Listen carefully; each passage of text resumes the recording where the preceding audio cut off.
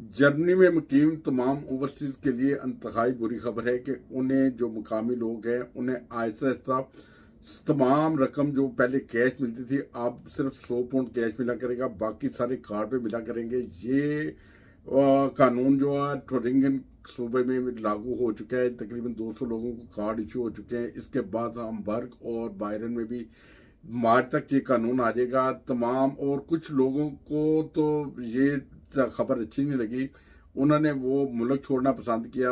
इसी तरह कुछ सुनने में आया कि यूगोस्लाविया की तकरीबन कुछ चंद फैमिलियां जिनके 15 अफराद थे उन्होंने मुल्क भी छोड़ दिया है। बहरहाल ये आहिस्ता आहिस्ता ये कानून पूरे मुल्क में भी लागू हो जाएगा।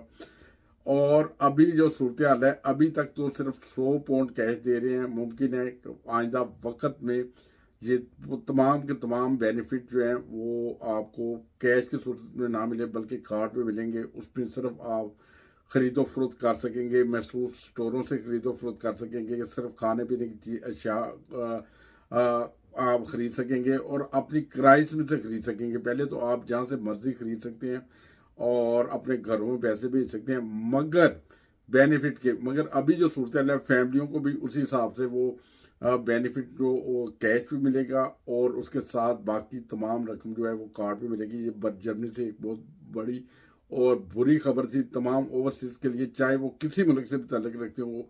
हर कोई इस कानून की जद में आएगा और ये सूरत हाल थी। ये एक बहुत बड़ी और ब्रेकिंग न्यूज़ थी और मैंने कहा बर वक्त लोगों को बता दें, बर वक्त लोगों को पता चल जाए। कभी मार्च से तो तकरीबन बायरन में और इसी के साथ साथ हम बर्ग में भी ये कानून लागू हो रहा है।